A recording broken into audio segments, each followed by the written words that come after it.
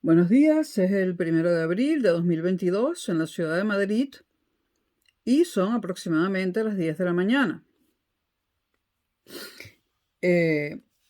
Vamos a seguir con los videos sobre el Imperio Español. Tengo una serie en el canal, en este canal, que se llama La España Imperial y que el primer video, el número 1, comienza en el año de 1469, cuando se casan Isabel, heredera al trono de Castilla, y Fernando, heredero al trono de Aragón. Allí comienzan los videos en el año de 1469.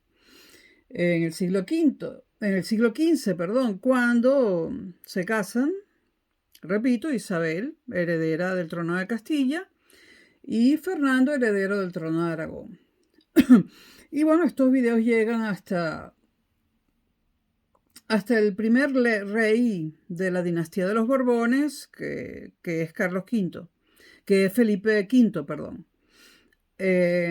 Ahora he decidido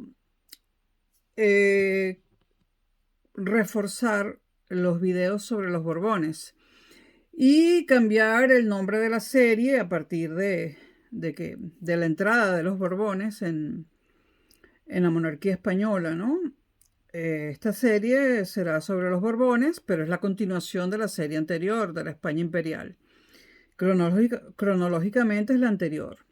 Entonces, para hacer un brevísimo repaso, Isabel de Castilla y Fernando de Aragón eran primos y ambos eran de la casa de los Trastámara, la dinastía de los Trastámara. Con la llegada al trono del nieto de la reina, con la llegada al trono, o sea, Fernando e Isabel son de la casa de los Trastámara, una casa real española, una dinastía española, o de origen español.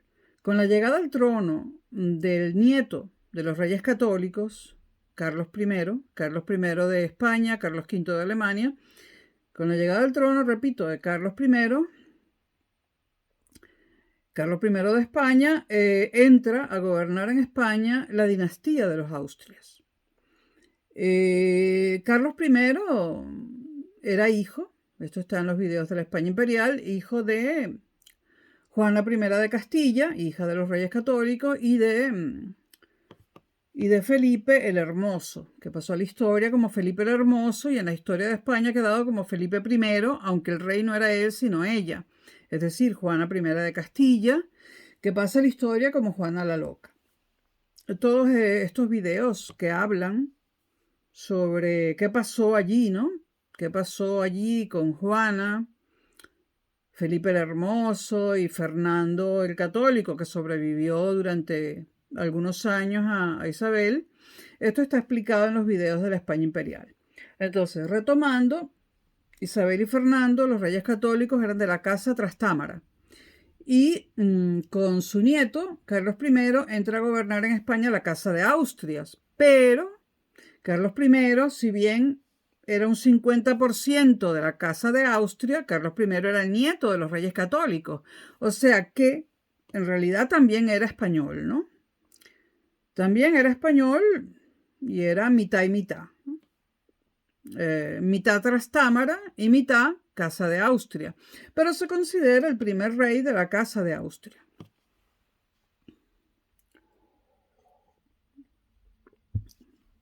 La Casa de Austria sigue gobernando España, los Austrias, como se les conoce, siguen reinando en España, aunque todavía no se llamaba España, hasta 1701, siglo XVIII, comienzos del siglo XVIII, cuando Carlos II, en 1700, por ahí, Carlos II muere sin descendencia.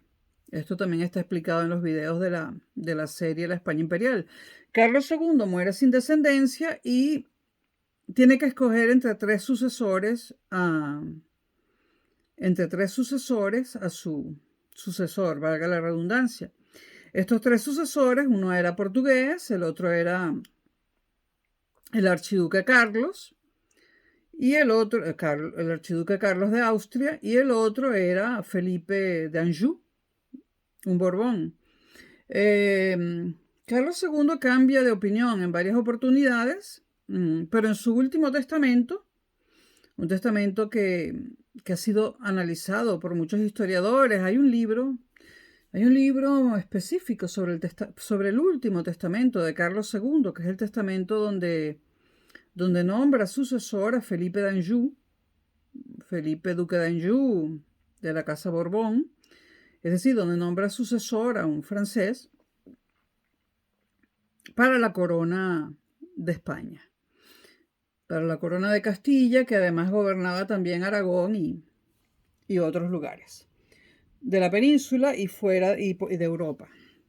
Entonces, bueno, ya les digo, hay mucho material sobre el testamento de Carlos II y el motivo por el cual finalmente, en último momento, se decide por Felipe d'Anjou.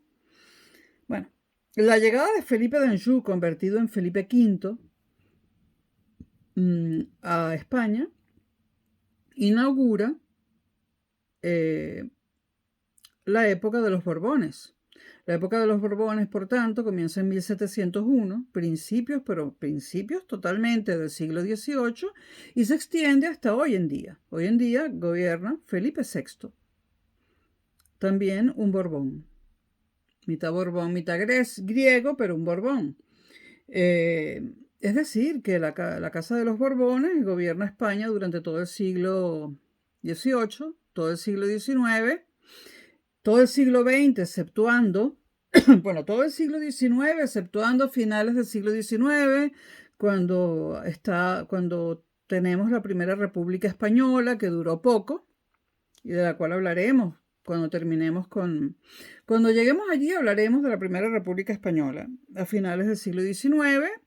Con esa excepción, los Borbones gobiernan todo el siglo XIX y, repito, también el XVIII. El siglo XVIII lo inaugura un Borbón, Felipe V, el primer Borbón que gobierna España, y gobierna el siglo XVIII, el siglo XIX, gobiernan el siglo XX, el siglo XIX exceptuando la Primera República y el siglo XX exceptuando la Segunda República y la dictadura de Franco. Después de la dictadura de Franco, los Borbones regresan a España. Y en el siglo XXI, pues, siguen los Borbones. Entonces he decidido crear una nueva serie porque es importante examinar muy bien la historia de España en el siglo XVIII, es decir, en el 700. El siglo XVIII es el 700, 1701, 1704, siglo XVIII y el 700, como acostumbran a decir los historiadores italianos, ¿no? Entonces, el siglo XVIII, el 700, que es el primer siglo donde gobiernan los Borbones, es un siglo muy importante, no solo para España, sino para lo que hoy en día es América Latina. Recuerden que España, cuando llega Felipe V a reinar, ya tenía más de 2 siglos, en América, ¿no? Ya tenía más de 2 siglos con territorios en América.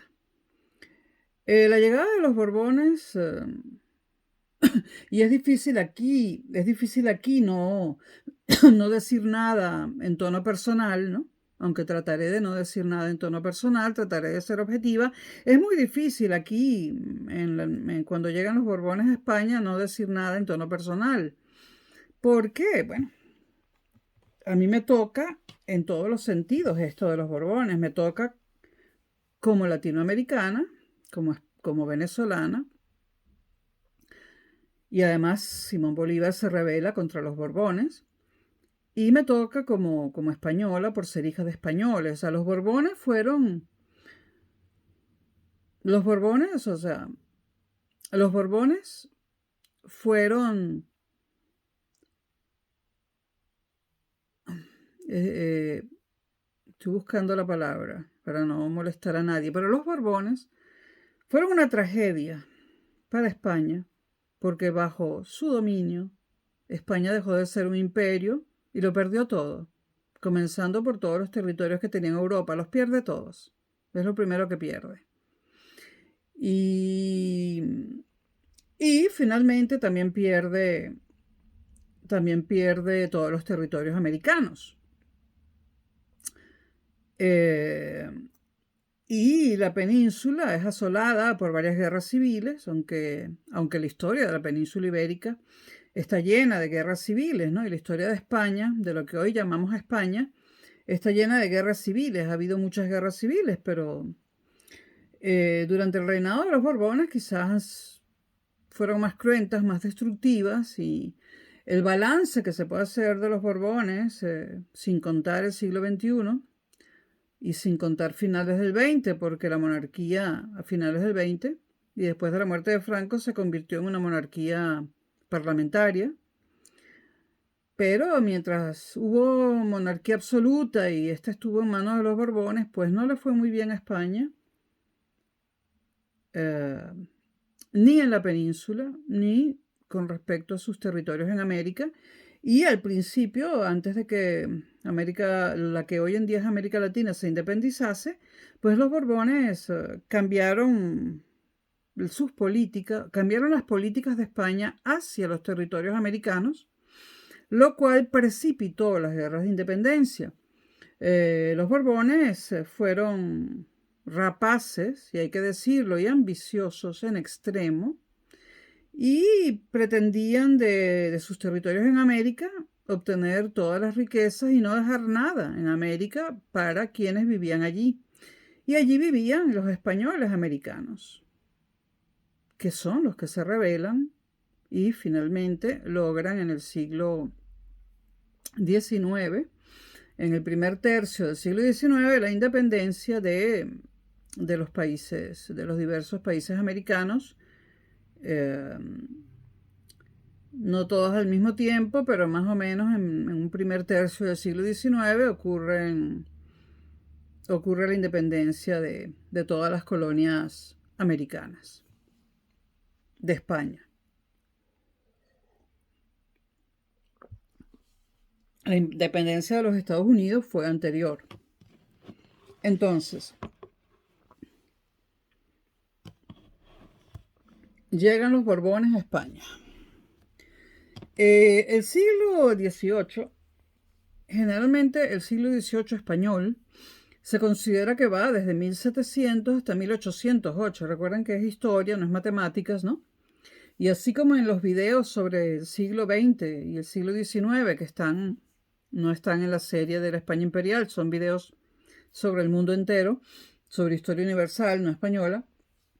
Así como en el siglo XIX decimos que es un siglo XIX largo, desde 1789 hasta 1914, y decimos que es un siglo XX corto, desde 1914 hasta 1989, pues en el caso del siglo XVIII español, no universal español, pues decimos que va desde 1700 hasta 1808.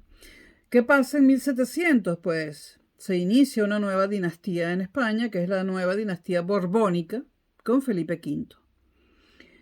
Y en 1808 comienza la resistencia a la ocupación. En 1808 comienza la resistencia. Bueno, en el siglo XIX también hay otro momento en que no gobiernan los Borbones, porque está el gobierno de José I, el hermano de Napoleón Bonaparte, ¿no? Porque Francia invade y de alguna forma conquista España, ¿no? Ese es otro paréntesis en el que no están gobernando los Borbones, ¿no? Pero en 1808 comienza la resistencia a la ocupación del ejército de Napoleón Bonaparte, la ocupación de España, ¿no? Tras la disputa entre Carlos IV y su hijo Fernando VII, que dejó la monarquía española en manos del nuevo emperador de Europa. O sea, Fernando VII deja la monarquía española en manos de Francia, en manos de José I, en manos de Napoleón Bonaparte. Y bueno, Fernando VII está considerado el peor rey que ha tenido España, ¿no? O sea, no solamente no solamente permite que Bonaparte se apodere de España, sino que también pierde todas las colonias en América, ¿no? Ese Fernando VII, peor no pudo haber sido, visto desde el punto de vista de España, ¿no? Bueno, 1700-1808. Ahora, esas son fechas tradicionales que abren y cierran el periodo histórico del 700, es decir, del siglo XVIII.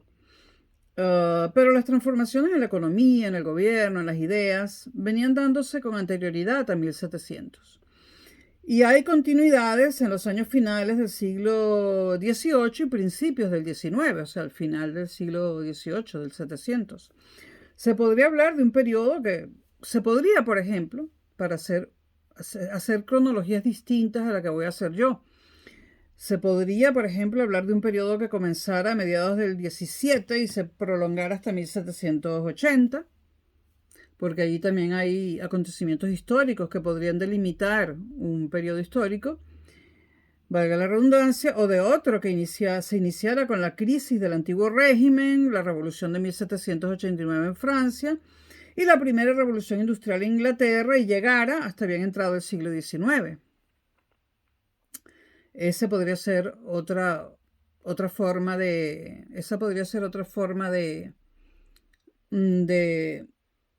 separar temporalmente los siglos o los periodos históricos en la historia de España.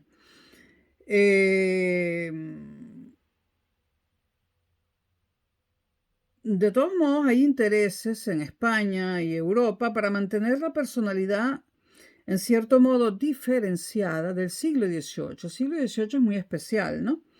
Los italianos lo llaman el Settecento Riformatore. Il Settecento Riformatore. Los partidarios de la historia ortodoxa lo consideran, estamos hablando ya de la historia de España, los partidarios de la historia ortodoxa consideran el siglo XVIII español como un siglo extranjerizante y ajeno a las tradiciones españolas, porque es que llega un Borbón y además lo cambia todo. Y hay una postura de signo contrario. Hay historiadores españoles que consideran que el reinado de los primeros Borbones contribuyó decisivamente al surgimiento del Estado-Nación en España, y a la modernización política y económica y a la modernización cultural. Hay historiadores para todos los gustos, o quizás no para todos, pero para 2 o 3 gustos distintos. Y bueno, entonces, el siglo XVIII es el siglo de la monarquía transformada en España. Vamos a repasar algunos términos. Absolutismo. El absolutismo es un término surgido a final del 700, aunque ese término designa cosas que ocurrieron en el 700 y antes. El término surge al final del 700, ¿no? Y designa el sistema de gobierno monárquico que prevaleció en el viejo continente, en Europa, entre mediados del siglo XVII y 1789. En 1789, como saben, es la Revolución Francesa, la más conocida, que es una revolución burguesa, donde se pretende reemplazar la monarquía por la burguesía. La revolución comunista, de la que todo el mundo habla, comunista entre comillas, es la de 1848, en el siglo XIX. Esta es la revolución del siglo XVIII. La de 1789 no es la revolución marxista, sino es la revolución burguesa. Ahora, no existe un único tipo de absolutismo. ¿A qué llamamos absolutismo en Europa? Bueno, a cuando había un rey que gobernaba él con todos los poderes. Él tenía todos los poderes, lo que hoy en día es el poder legislativo, ejecutivo y judicial. Él tenía todos los poderes. Y si había parlamentos, si acaso los había, eran de adorno. Entonces el absolutismo es una palabra que se usa para nombrar a aquellos reyes europeos que tenían el poder absoluto. todos los poderes recaían sobre ellos, ¿no? En Inglaterra, de todos modos, tras la gloriosa revolución, que también la trato en este canal, de 1688, recuerden que Inglaterra, lo he dicho en varios videos de este canal, Inglaterra se adelanta un siglo a la Europa continental en materia de revoluciones. La gloriosa revolución inglesa es de 1688, del siglo XVII y no del XVIII. Y a Inglaterra llega la nueva dinastía, una nueva dinastía, la de los Orange, que conoce un gobierno monárquico limitado por el Parlamento. Es decir, la monarquía parlamentaria llega a Inglaterra, a lo que hoy en día es Gran Bretaña, o mejor dicho, Reino Unido, pues por simplificación lo voy a llamar Gran Bretaña, o a veces lo llamaré Inglaterra, no es lo mismo, pero por simplificación. La monarquía parlamentaria llega a Inglaterra tan temprano como en el siglo XVII, cuando, por ejemplo, llega a España a finales del siglo XX, del XVII al XX. Una distancia de 3 siglos. Claro que España es el país más extremo, el último país en cambiar la monarquía absoluta por una monarquía parlamentaria. Los acuerdos de Utrecht, acuerdos que ocurrieron entre los años de 1712 y 1715, y de Rastatt, Alemania, en 1714, ponen fin a un largo periodo de guerras en Europa por las pretensiones hegemónicas de Luis XIV. Entonces, Carlos II deja como heredero a Felipe V. Felipe V va a España, viene a España a tomar el poder, pero no se lo pone fácil Europa a Felipe V. Hay una guerra de sucesión donde otro de los candidatos al trono español, el archiduque Carlos, pues sigue aspirando a ser rey de España y no se lo pone fácil.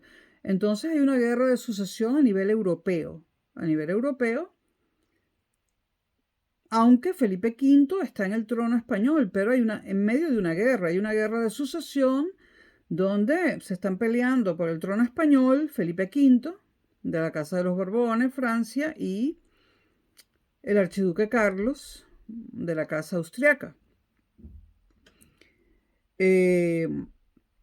Esta guerra es, esta guerra es alimentada Luis XIV, el rey de Francia, era el abuelo de Felipe V. Luis XIV tenía pretensiones de convertir a Francia en un imperio, de conquistar toda Francia, toda Europa, y de convertir a Francia así en un imperio, y entonces Luis XIV ayuda a su nieto Felipe V en esta lucha en la guerra de sucesión, hasta que llega un momento en que Luis XIV se da cuenta que sus pretensiones hegemónicas en Europa son muy difíciles de conseguir, son desmesuradas y no va a conseguir apoderarse de Europa y en cierto momento deja de ayudar a Felipe V en la guerra de sucesión, pero Luis XIV juega un papel importante en esta guerra de sucesión y también en el hecho de que haya sido nombrado heredero del trono español a su nieto Felipe V. Estamos hablando de Luis XIV, rey de Francia en ese momento, en el momento que su nieto Felipe V, en el momento en que su nieto Felipe d'Anjou, Felipe, duque de Anjou, viene a España a convertirse en Felipe V. Más de medio siglo antes está la Paz de los Pirineos en 1659, que pone fin a los conflictos en la que los asuntos de la cristiandad, como se le llamaba, habían sido manejados por las dos grandes dinastías reinantes, los Borbones de Francia y los Habsburgo de España y de Austria. Es decir, antes de la Paz de los Pirineos, repito el año 1659, siglo XVII, en ese tratado llamado la Paz de los Pirineos, se pone fin a los conflictos dentro de la cristiandad, entre los Borbones de Francia, que aspiraban a dominar Europa, y los Habsburgo de España y Austria, porque recuerden que desde que Carlos I se convierte en rey de España, los Habsburgo pasan a gobernar España, ¿no? Conocidos en España como los Austrias. Entonces, en 1659 se firma la Paz de los Pirineos, pero cuando Felipe d'Anjou es nombrado sucesor al trono español y viene a España a ocupar el trono, se rompe la Paz de los Pirineos y empieza una guerra de sucesión que se convierte en una guerra europea. Por el trono de España, porque el trono de España iba a ser determinante en el nuevo equilibrio político y militar de las distintas potencias europeas de la época. En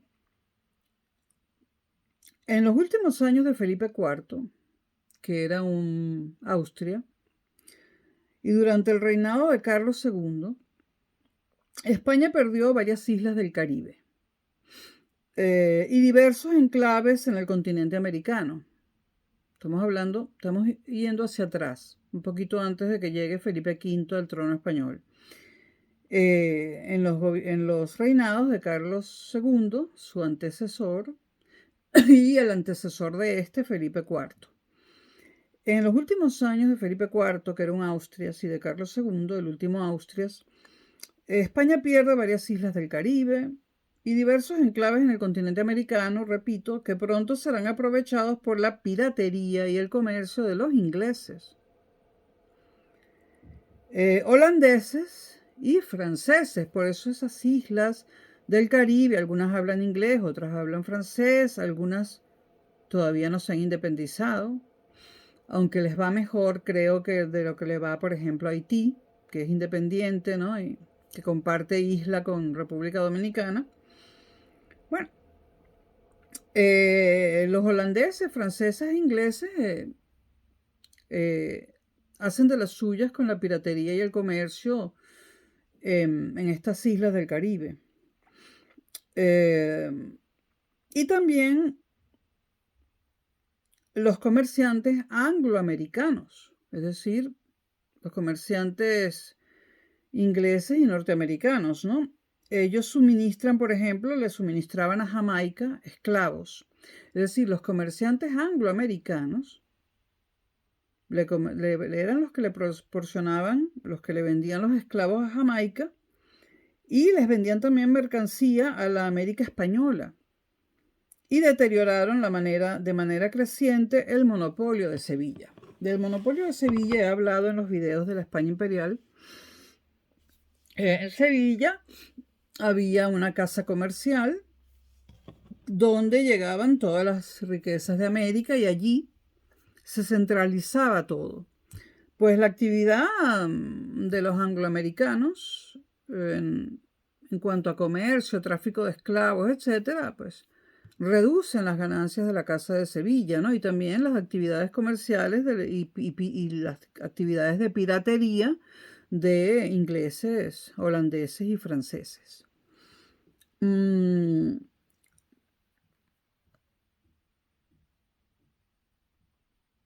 último testamento de Carlos II estaba destinado a modificar la situación existente y a trastocar las alianzas establecidas en Europa. Carlos II de Habsburgo, era un Austrias, enfermo desde niño e incapaz de engendrar un heredero, poseía el imperio más extenso en manos de un monarca europeo. Carlos II tenía el imperio más grande del mundo. Ahora, el que dijo, tengo un imperio donde nunca se pone el sol, fue Felipe II, mucho antes de Carlos II. Pero Carlos II todavía, y a pesar de la pérdida de varias islas del Caribe, todavía tenía el imperio territorial más grande del mundo en manos de un señor enfermo, un rey enfermo y que no podía tener hijos. cosa que era fundamental en esa época, porque si no había hijos, no había herederos, en esa época y en esta también. Si Carlos de Inglaterra no hubiese tenido hijos, imagínense, ¿no? Bueno, todavía sería él el heredero, ¿no? Pero está mayor. Y bueno, Felipe VI, pues apenas se casó, tuvo hijos. Esa es la misión de una reina en una monarquía. Su primera y más importante misión es parir los herederos. Bueno, el declive de ese imperio, del imperio español, había comenzado en el siglo XVII, con la independencia de las Provincias Unidas. Las Provincias Unidas eran 3 provincias de los Países Bajos. Lo que hoy en día es Bélgica, Luxemburgo y Holanda. Entonces, la independencia de las Provincias Unidas y la independencia de Portugal. Estos dos hechos ya habían mermado el poder y el territorio del Imperio Español, pero seguía siendo inmenso, ¿no? Y también la pérdida de los territorios catalanes del Rosellón y la Cerdeña en beneficio de Francia. Con todo, el dominio español de la Casa de Austria a finales del 600 todavía se extendía de la Corona de Castilla, o sea, todavía se extendía por gran parte del occidente de Europa. Al estar formado por parte de los reinos de la Corona de Castilla, como está muy bien relatado en los videos de la España Imperial, de la Corona de Aragón, de Navarra, Guipúzcoa, Vizcaya y Álava, los Países Bajos meridionales, Luxemburgo, Milán, Nápoles, Sicilia, Cerdeña y los presidios de Toscana. Todo eso era de España. Y a ellos se añadía el enorme imperio colonial en el continente americano. En octubre del año 1700, Carlos II firmó su último testamento. Nombró heredero en este último testamento a Felipe d'Anjou, nieto de Luis XIV, e hijo segundo del Delfín de Francia, con la condición de que las dos coronas, la francesa y la española, permanecieran separadas.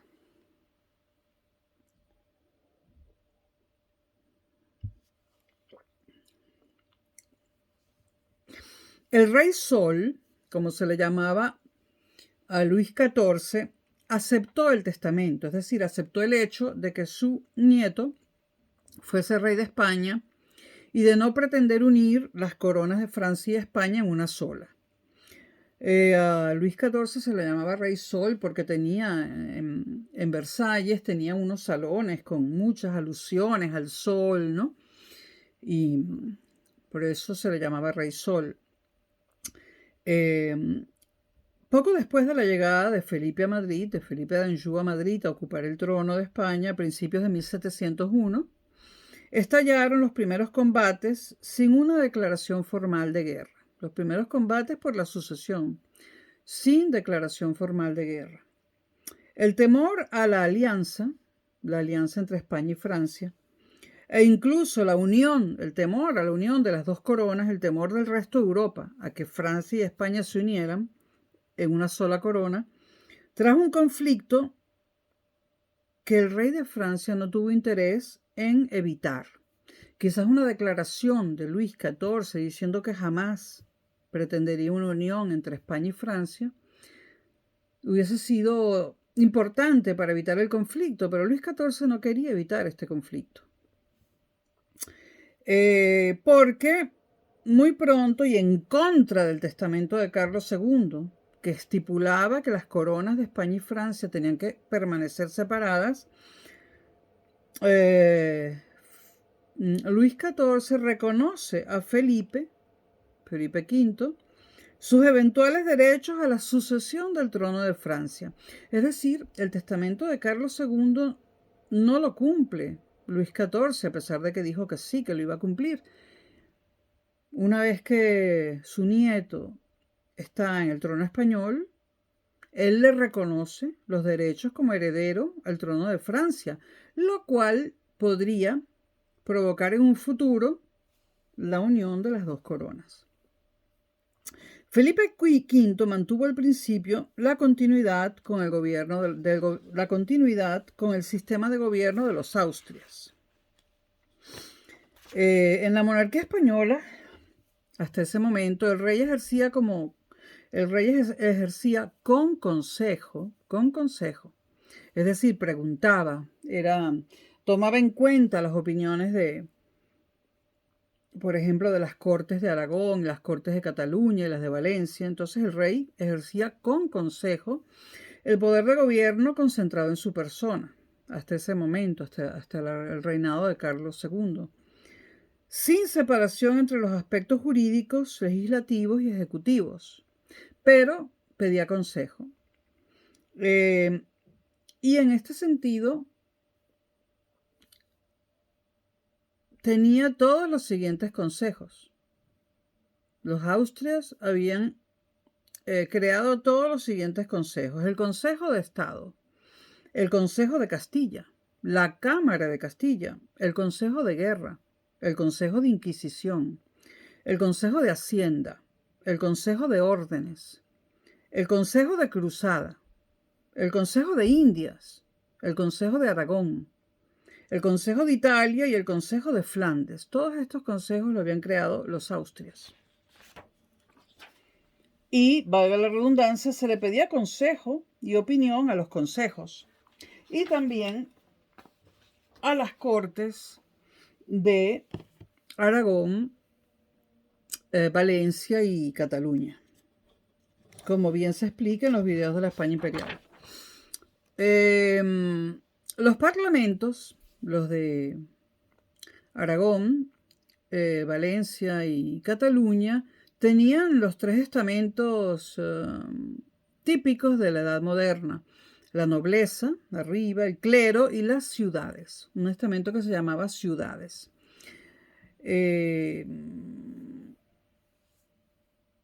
Las cortes, a los parlamentos se le llamaba cortes, y hoy en día en España también se le sigue llamando cortes. Estaban las juntas generales y existían cuestiones como los ordenamientos, los fueros, las constituciones. Todo eso lo habían implementado los Austrias. Al llegar, Felipe V dejó el régimen tradicional de los Austrias mediante consejo y convocó cortes en Castilla en el año 1701, en Cataluña en el año también 1701 y en Aragón en el año 1702. Él convoca a las cortes para preguntar ciertas cosas o para poder... Aragón, Cataluña y Valencia tenían que aprobar un montón de cosas.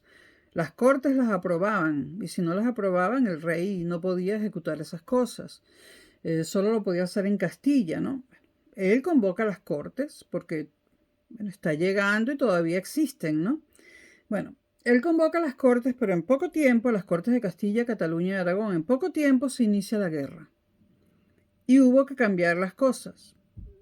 Desaparece la Junta de Regencia y aparece el Consejo del Rey, encabezado por dos altas jerarquías eclesiásticas. El Consejo del Rey, encabezado, repito, por dos altas jerarquías eclesiásticas. El cardenal Portocarrero, la primera jerarquía eclesiástica, el cardenal Portocarrero, arzobispo de Toledo y primado de España y consejero de Estado, y en segundo lugar Manuel Arias, arzobispo de Sevilla y gobernador del Consejo de Castilla. Entonces estas dos personas formaban el Consejo del Rey. Esto recuerda a casi un siglo antes en Francia con los cardenales Richelieu, que es muy famoso, y Mazzarino. El monarca francés conocía muy bien las limitaciones, el monarca francés, Luis XIV, conocía muy bien las limitaciones de su nieto Felipe, que apenas contaba con 18 años de edad. Y también conocía su poca afición a los asuntos de gobierno. Es decir, el heredero, nombrado por Carlos II, no mostraba un gran interés por asuntos de gobierno. Felipe, tras su llegada a España, dio muestras de una extraña melancolía, como se decía en la época, que terminó convirtiéndose en algo peor. Eh, em, retrospectivamente se ha diagnosticado, aunque yo no sé, me da un poco de, o sea, retrospectivamente, aunque yo no creo mucho en diagnósticos cuando alguien lleva 2 o 3 siglos muerto, ¿no? Pero bueno, retrospectivamente se ha diagnosticado la enfermedad, entre comillas, que sufría Felipe V como un trastorno bipolar. Retrospectivamente, eso se dice ahora en el siglo XXI, que Felipe V tenía un trastorno bipolar. En aquella época decían, bueno, tiene una melancolía y cada vez la melancolía es peor y bueno, hoy en día se cree que tenía un trastorno bipolar. Felipe V crea un nuevo consejo, el Consejo de Gabinete o de Despacho, con Portocarrero, Arias, que ya estaban en el Consejo del Rey, y el duque de Harcourt, que era el embajador de Francia en Madrid, y llevaba la voz cantante en ese consejo, en el Consejo de Despacho o de Gabinete. Entonces había creado el Consejo del Rey y ahora crea el Consejo de Despacho o Gabinete. Repiten los dos arzobispos, Portocarrero y Arias, e introduce al embajador de Francia en Madrid. Evidentemente tenía 18 años y necesitaba apoyo y consejo, ¿no? Entonces,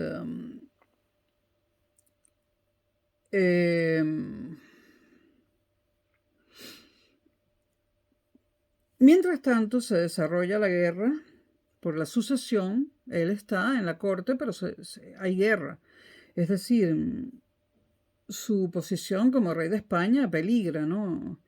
El hecho de estar allí en la corte nada más no era suficiente. Bueno, entonces las tropas francesas de Luis XIV ocupan los dominios españoles en los Países Bajos y en el norte de Italia para proteger esos dominios españoles. Y ese hecho trae el repudio del resto de Europa, y en septiembre de 1701 se firma en La Haya el Tratado de la Gran Alianza. Un tratado que se firma a raíz de la ocupación francesa de los territorios españoles en los Países Bajos y en el norte de Italia para protegerlos. El resto de Europa hace un tratado llamado Gran Alianza, y en ese tratado lo hacen entre el emperador de Austria, estaba interesado, pues que era familia del archiduque Carlos, ¿no? El rey de Inglaterra y los estados generales de las Provincias Unidas. La Gran Alianza era esta. Felipe V deja Madrid ese mismo año, el año de 1701, y emprende viaje por la corona de Aragón. Juró los fueros de Aragón y de Cataluña. Para afirmar su poder había que jurar los fueros, porque Aragón y Cataluña tenían cortes, y cortes que tenían voz y voto, no como las Cortes de Castilla, que eran más bien de adorno. Las Cortes de Aragón y de Cataluña tenían voz y voto, y las de Valencia también. Él jura los fueros de Aragón y de Cataluña en 1701, luego de abandonar Castilla, y embarca en abril de 1702 con destino a Nápoles, donde acababa de descubrirse una conspiración en el reino de Nápoles, que le pertenecía a España. Se descubre una conspiración a favor del archiduque Carlos de Habsburgo, hijo del emperador Leopoldo I y pretendiente al trono de España, es decir, el otro pretendiente al trono de España. Esta era una lucha entre Felipe V, apoyado por Francia, y el archiduque Carlos, apoyado por Austria por Inglaterra y por los Estados Generales de las Provincias Unidas.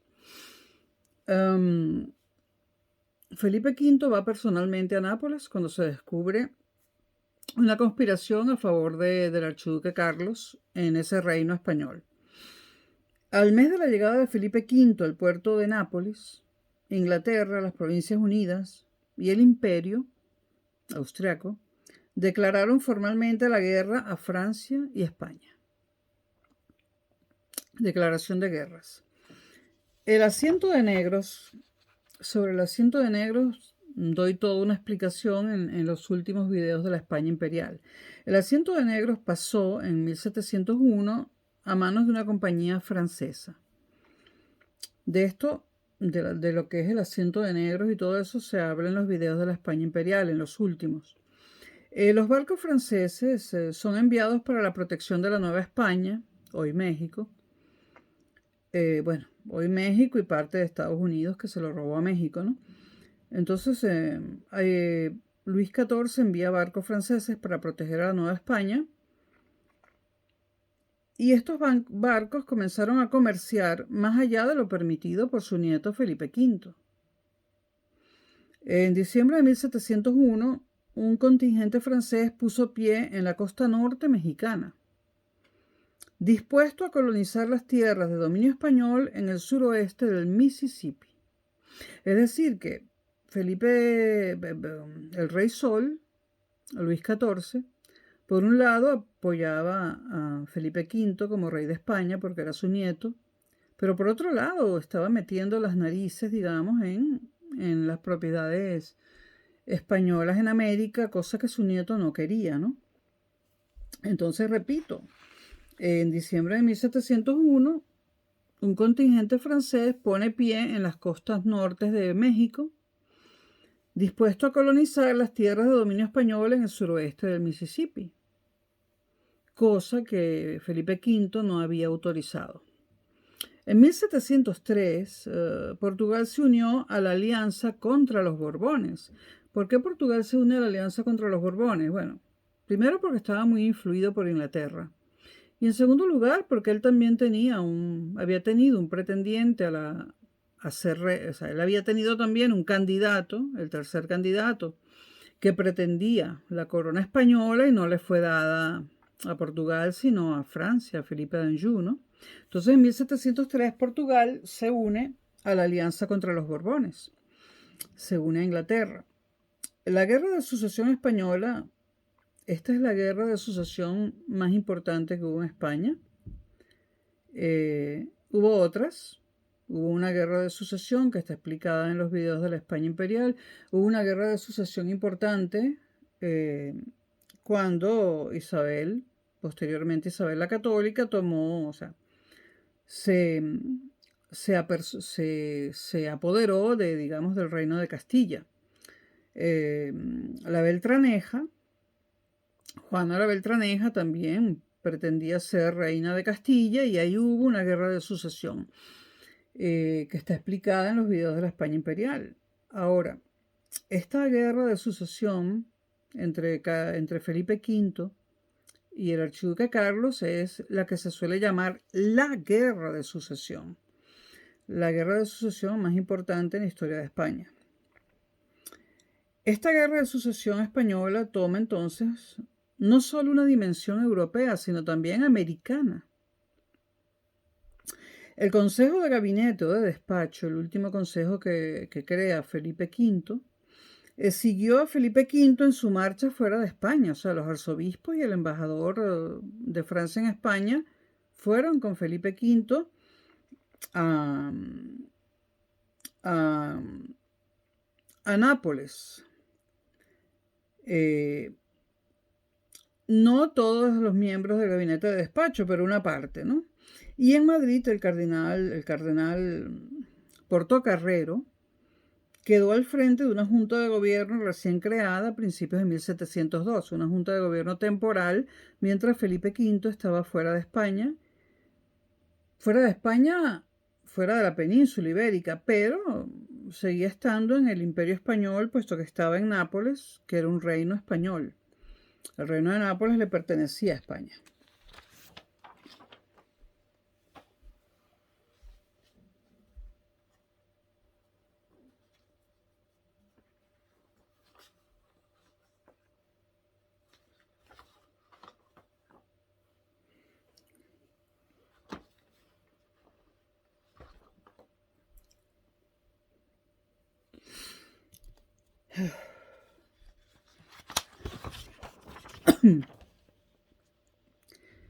El gobierno de la monarquía se dividió en dos.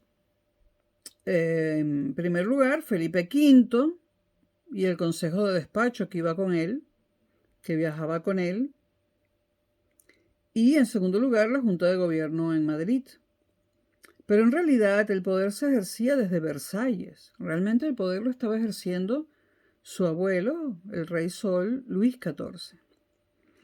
Poco después de su llegada al Ducado de Milán, luego de Nápoles, Felipe V va a Milán y poco después de su llegada al Ducado de Milán, que también era territorio español, intervino en un conflicto recién declarado.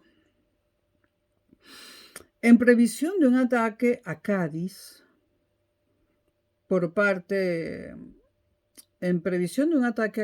que se creía que iban a atacar a Cádiz, la ciudad de Cádiz, que por cierto fue fundada por los romanos, pero eso ya es historia muy anterior, ¿no? Historia del Imperio Romano. Cádiz la fundan los romanos.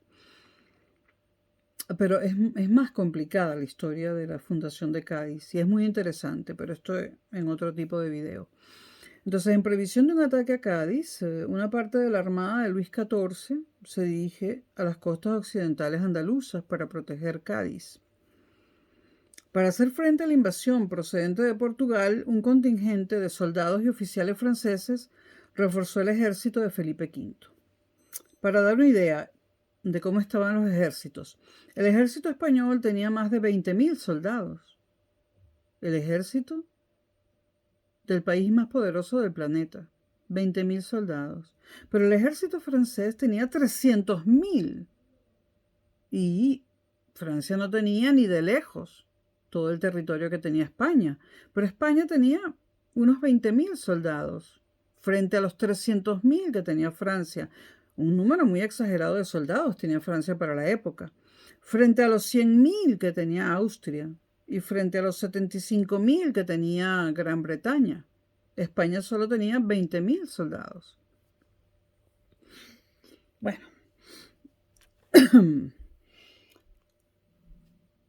Seguiremos hablando sobre la guerra de sucesión a medida que pasen los videos, porque esta guerra dura unos 14 años. Mientras tanto, la primera esposa de Felipe V es María Luisa de Saboya.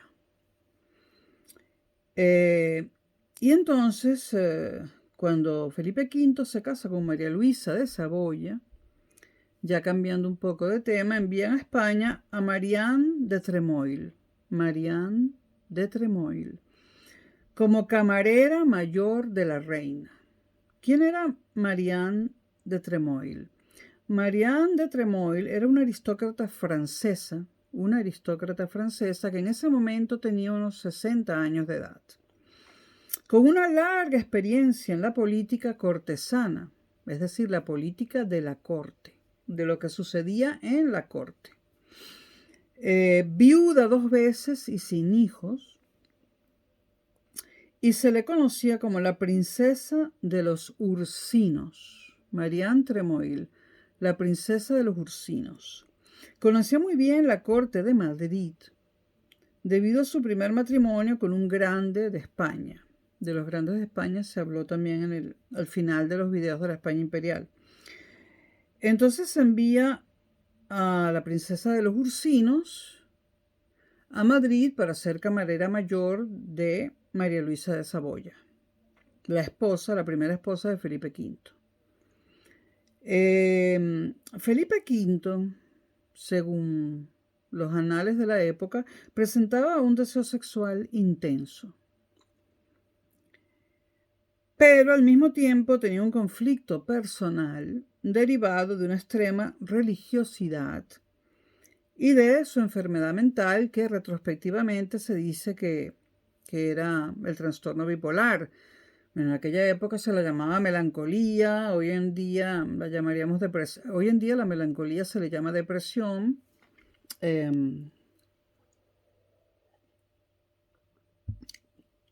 Puede ser que el comportamiento de Felipe V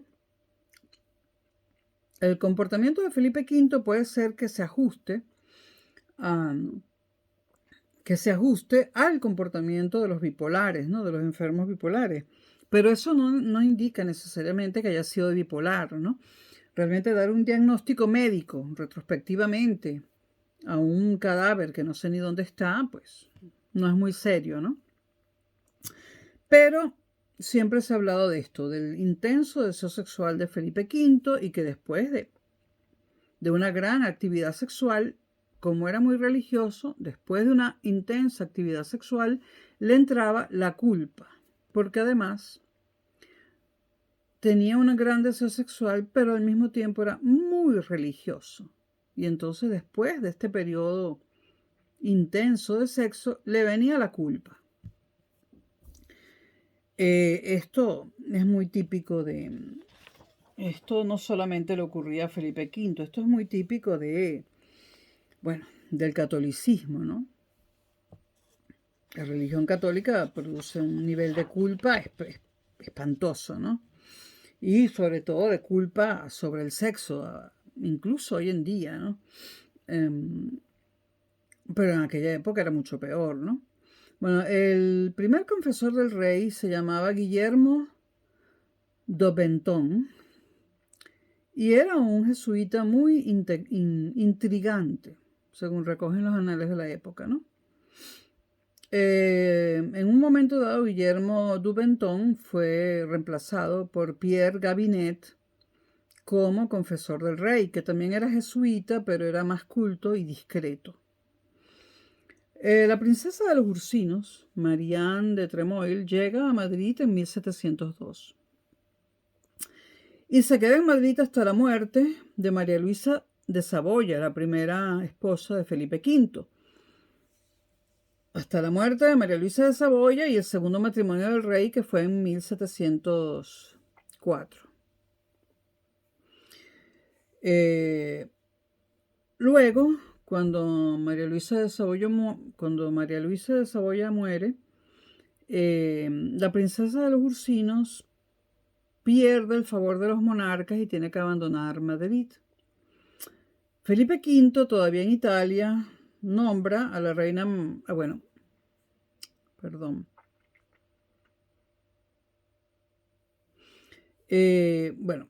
La princesa de los Ursinos, retomando, llega a Madrid en 1702, pero en un momento dado pierde el favor de los monarcas en 1704.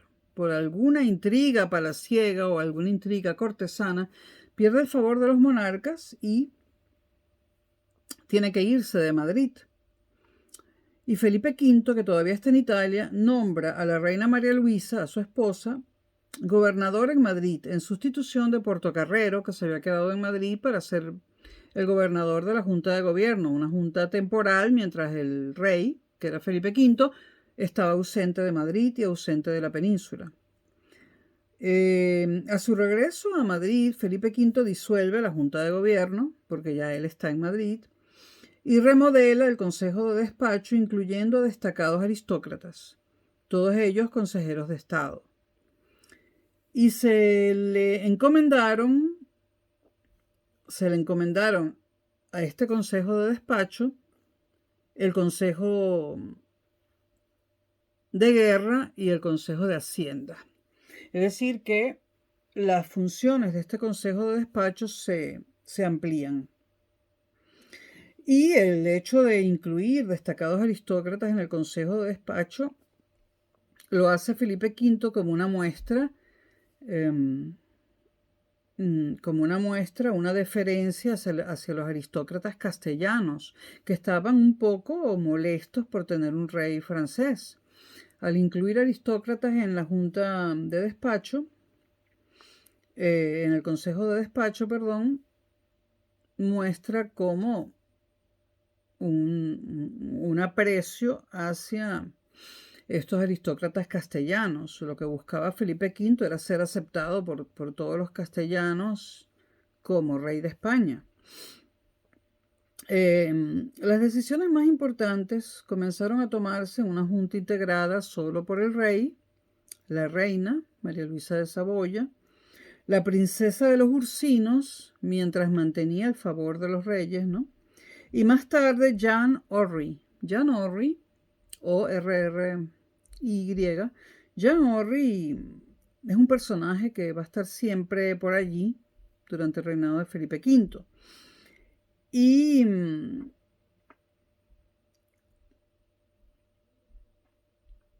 entonces las decisiones más importantes comenzaron a tomarse en una junta integrada por el rey, la reina, la princesa de los Ursinos, repito, mientras mantenía el favor de los reyes, y más tarde Jan Orry. Y en esa junta figuró el secretario del Despacho Universal, un oficio que en la administración española existía desde 1621. El secretario de Despacho Universal nada tenía que ver con el nuevo Consejo de Despacho. En los 2 primeros años, la princesa de los Ursinos, Marianne de Tremoille, y su protegido Jan Orry, enviado por Luis XIV para que se hiciera cargo de las finanzas de la monarquía, entraron en conflicto con los sucesivos embajadores de Luis XIV. Es decir, la princesa de los Ursinos y su protegido Jan Orry entran en conflicto con los embajadores que Luis XIV coloca en Madrid.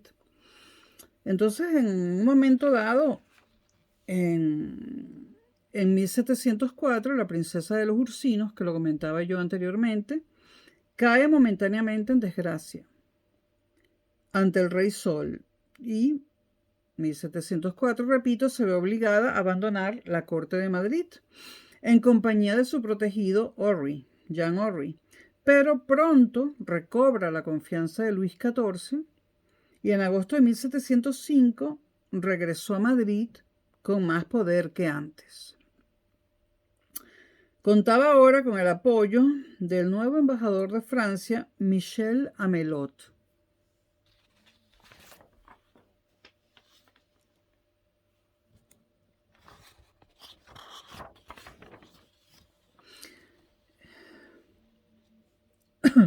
Los cambios en el gobierno de la monarquía española durante los primeros años de la Guerra de Sucesión tenían la mirada puesta en Versalles, donde estaba el rey Sol, Luis XIV.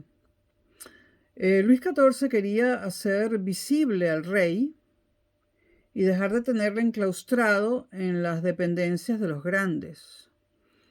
En 1705 se crea el Cuerpo de Guardias del Rey para garantizar su seguridad personal. La Guardia de Corps, formada por 4 compañías. Una, con su capitán, era italiana y la otra valona. Y hay una reforma del palacio con 3 objetivos. El primer objetivo, hacer más fuerte y ostensible el poder del rey. Estamos hablando de Felipe V. El segundo objetivo, rodearle de fieles y eficaces servidores. Y el tercer objetivo, proporcionarle una guardia para su seguridad. Estos son los objetivos de la reforma del palacio. De ellos se encargaron Ursinos, la princesa de Ursinos, Marianne de Tremoille, Orry, su protegido, Jan Orry, y el embajador francés Amelot. Los grandes de España declararon que será una injuria hecha a toda la nación. Es decir, la creación del cuerpo de guardias del rey, porque este cuerpo de guardias del rey además se llamaba la Guardia de Corps, Corps en francés, ¿no? Y además la reforma del palacio, ¿no? Todo esto los grandes de España lo consideraron una injuria hecha a toda la nación, textualmente, una injuria hecha a toda la nación. Todavía no aceptaban el hecho de tener un rey francés, o lo aceptaban a medias. La nobleza entonces es apartada de las grandes decisiones. Esa es la decisión que toma Felipe V. Como los grandes de España se quejan, los aparta de todas las grandes decisiones. El duque de Medinaceli, grande de España, llevó tan lejos su descontento ante lo que estaba haciendo Felipe V, guiado desde Francia por Luis XIV, que está allá en Versalles, ¿no? Lleva tan lejos su descontento, el duque de Medina Celi, que en 1709, todavía en este momento había guerra de sucesión, fue acusado de traición y encarcelado en la ciudadela de Pamplona hasta su muerte en 1712. Entonces, una nueva forma de gobierno empezaba a abrirse camino a expensas del poder de los grandes, es decir, de la nobleza, sobre todo la nobleza castellana. De cualquier forma, la mayor parte de la aristocracia castellana se mantuvo fiel a Felipe V. En 1704, la guerra de sucesión, entra en una fase crítica, con la conquista de Gibraltar por los ingleses, que les abrió la puerta del Mediterráneo. Esta es una conquista muy importante porque le abre a Inglaterra la puerta del Mediterráneo. Es una conquista importantísima por parte de Inglaterra y fatal para España. El desembarco de soldados ingleses, portugueses, austriacos y holandeses ayudó en las costas valenciana y catalana a las acciones de los partidarios del archiduque Carlos. Es decir, este desembarco ayudó en Valencia y en Cataluña a aquellos valencianos y catalanes que preferían también al archiduque Carlos en lugar de a Felipe d'Anjou. Y se ven respaldados con este desembarco.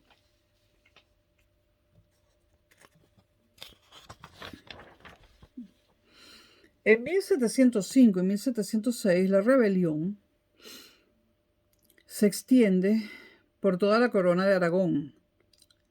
La rebelión contra Felipe V, contra los Borbones. Una rebelión en la que había españoles. En ese momento se hacían llamar valencianos, catalanes, aragoneses, pero eran españoles, ¿no? Al fin y al cabo era un solo rey para todo lo que posteriormente se llamaría España. Entonces, entre 1705 y 1706, la rebelión en contra del dominio de los Borbones se extiende por toda la corona de Aragón y por las ciudades de Barcelona en octubre de 1705, Valencia en diciembre de 1705, Zaragoza en julio de 1706, Zaragoza está en Aragón, y Mallorca en septiembre de 1706. Mallorca en ese momento pertenecía a Cataluña, al Principado de Cataluña, era un principado. Estas 4 ciudades, juraron lealtad al pretendiente austriaco, es decir, al archiduque Carlos, y le reconocieron como rey. Entonces, en este momento, Felipe V tiene un problema, ¿no? Hay que recordar que en 1703, por cierto, se proclama en Viena al archiduque Carlos como rey de España. Se proclama allá en Viena, pero estas proclamaciones tuvieron efecto en España, puesto que si esta proclamación del archiduque Carlos como rey de España en Viena no se hubiese dado, quizás los catalanes, los aragoneses y los valencianos no hubiesen tenido, la audacia de declararse partidarios del archiduque Carlos.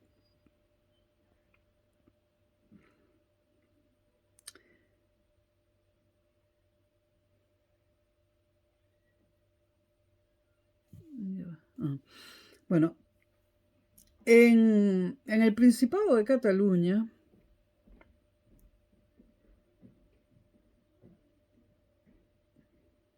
perdón.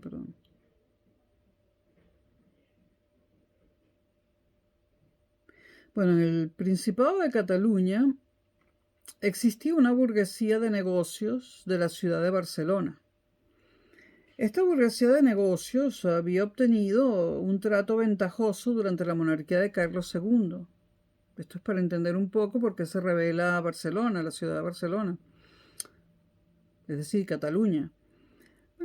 repito, en la ciudad de Barcelona había una burguesía de negocios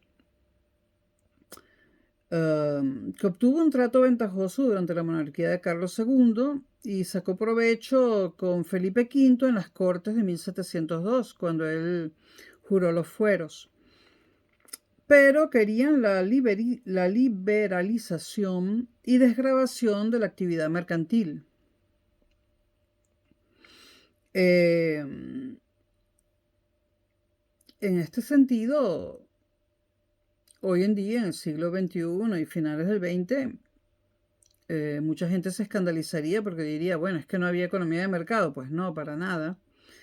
Pero esto era lo que más o menos estaban pidiendo los catalanes, ¿no? Haciendo un símil, ¿no? Y habían establecido intensas relaciones comerciales con Inglaterra, Holanda y también vínculos de tipo personal. Los intereses económicos nada tenían en común con los de Francia. Es decir, los intereses económicos del Principado de Cataluña no tenían nada que ver con los intereses económicos franceses. Por eso los catalanes preferían al archiduque Carlos. Por otra parte, la orden de los jesuitas era absolutamente borbónica. Los jesuitas siempre fueron borbónicos. Bueno, los jesuitas son un problema todavía hoy en día. Hoy en día son un problema para América Latina, ya no para España, pero son muy problemáticos los jesuitas y en mi opinión personal han hecho un gravísimo daño a América Latina y lo siguen haciendo. Y en el caso de Venezuela, los jesuitas que están ahí en la Católica, en la Universidad Católica Andrés Bello, bueno, esa gente habría que sacarla del medio porque no deja que el país salga adelante y nunca lo ha dejado. Vuelvo. El archiduque Carlos entra a finales de septiembre de 1706 a la ciudad de Valencia. O sea que el archiduque Carlos entra a lo que hoy en día es España. Entra a la ciudad de Valencia en 1706, donde, convertido en Carlos III, España tuvo un Carlos III, pero no ese. No fue el archiduque Carlos. Pero momentáneamente convertido en Carlos III, recibe el juramento de fidelidad de los portavoces de los tres estamentos. O sea que Valencia lo nombra rey. Los tres estamentos le juran fidelidad. La nobleza, el clero y las ciudades. La ayuda militar francesa fue imprescindible en este momento para Felipe V. Con el fin de hacer frente a las necesidades militares y financieras, en este momento Ursinos, la princesa de Ursinos, Marianne de Tremoille, Orry, su protegido, Jean Orry, y Amelot, el embajador francés en Madrid, promovieron a un grupo de burócratas castellanos para implicar a los castellanos en el gobierno, ¿no? Y que no sintieran que el Borbón francés se quería apoderar de todo, ¿no? Entonces el gobierno se centraba en la corte y en la persona del monarca en mayor medida que antes. En 1703 se divide la Secretaría de Despacho. Por un lado, la de guerra, de mayor preferencia. ¿Por qué? Porque estaban en medio de una guerra, la guerra de sucesión. Y por otro lado, la de todo lo demás, o de lo político. En este momento es comprensible que la Secretaría de Despacho se divida en dos partes. La de todo lo demás, que en ese momento estaba en segundo plano, y la de guerra. Porque la guerra de sucesión había entrado en una fase crítica. No solamente Cataluña apoyaba al archiduque Carlos, sino también Valencia, y el archiduque Carlos estaba en la península ibérica.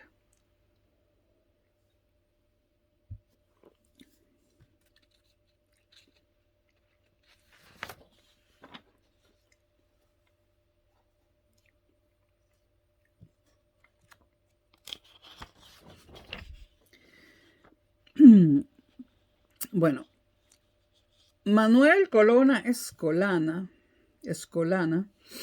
el Marqués de Canales, era un título del que era heredado, que era un título que había heredado, creado por Carlos II en 1680, es decir, el título de Marqués de Canales fue creado por Carlos II en 1680.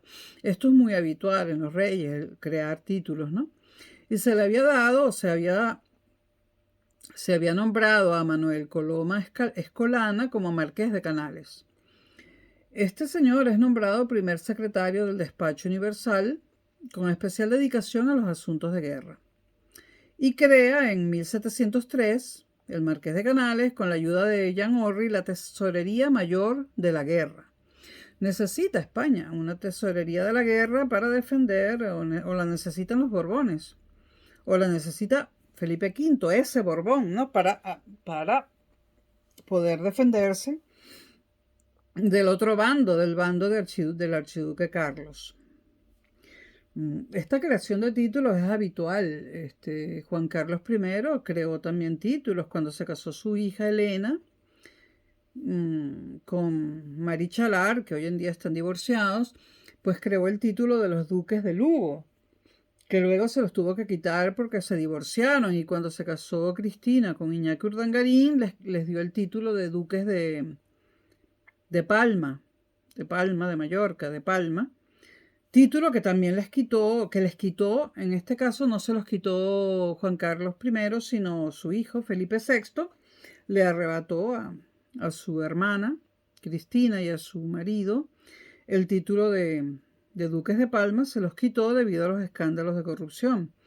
Esta creación de títulos, el de duque de Palma, el de duques de Lugo, bueno, la hizo en el siglo XX y en el XXI Juan Carlos I. O sea, esta creación de títulos es habitual en los monarcas.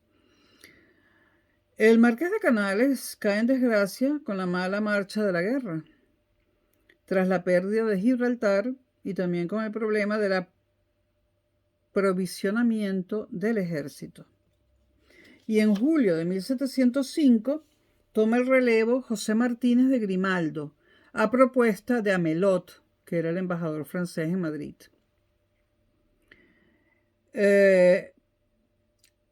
Vamos a ver dónde termino el video para que no sea tan largo.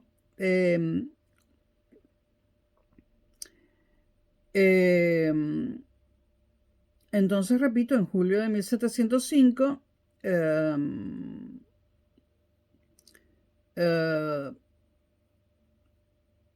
José Martínez de Grimaldo es nombrado primer secretario de Despacho Universal, que era el que se ocupaba de los asuntos de guerra, después de destituir al Marqués de Canales.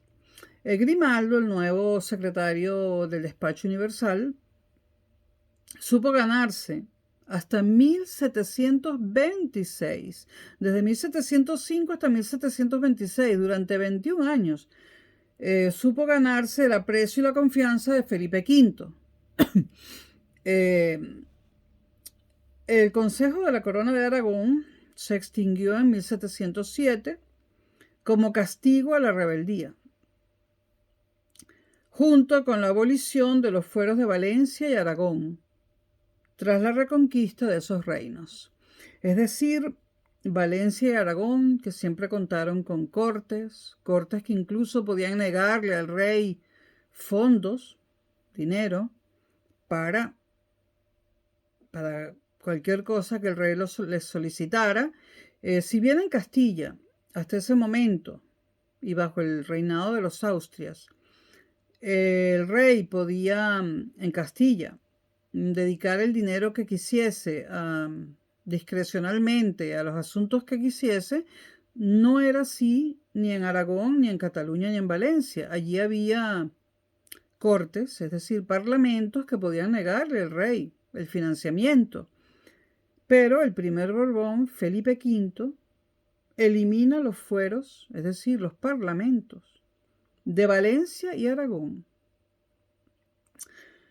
después de reconquistar esos reinos que estaban en manos de los partidarios del archiduque Carlos. Esta fue una de las primeras cosas que se recalcan en los gobiernos de los Borbones, ¿no? Los Borbones fueron siempre especialistas, ahora no, porque no pueden. Fueron siempre especialistas en aglutinar todo el poder en la persona del rey y quitar poder a cualquier cosa que no fuera el rey. Quitar poder a los parlamentos, cortes, fueros, como los queramos llamar, a los consejos. Es decir, los Borbones los Borbones españoles han sido siempre muy exceptuando los últimos dos, repito, porque no pueden, Juan Carlos I y Felipe VI, los Borbones españoles eran siempre muy celosos de que todo el poder estuviese en manos del rey, concentrado en manos del rey de manera absoluta. Entonces, el primer hachazo del primer Borbón, Felipe V, fue a la corona de Aragón, eliminando los fueros de Valencia y Aragón. Este es un hecho muy, muy importante. Y marca un poco la forma de comportarse de los Borbones y lo que van a hacer desde ese momento en adelante.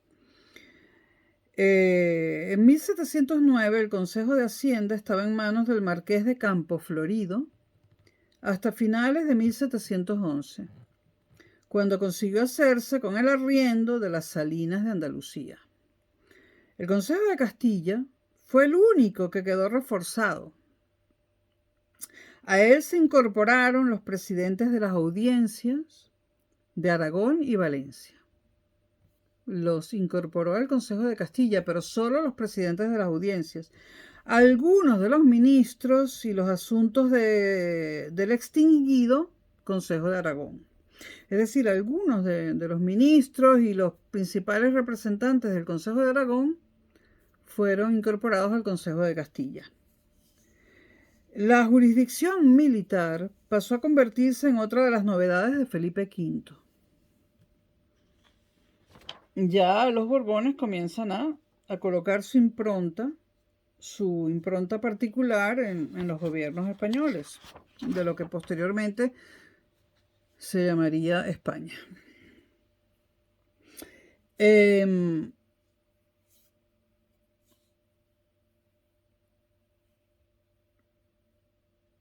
Lo voy a cortar aquí porque si no es muy largo para ustedes y continúo en otro video.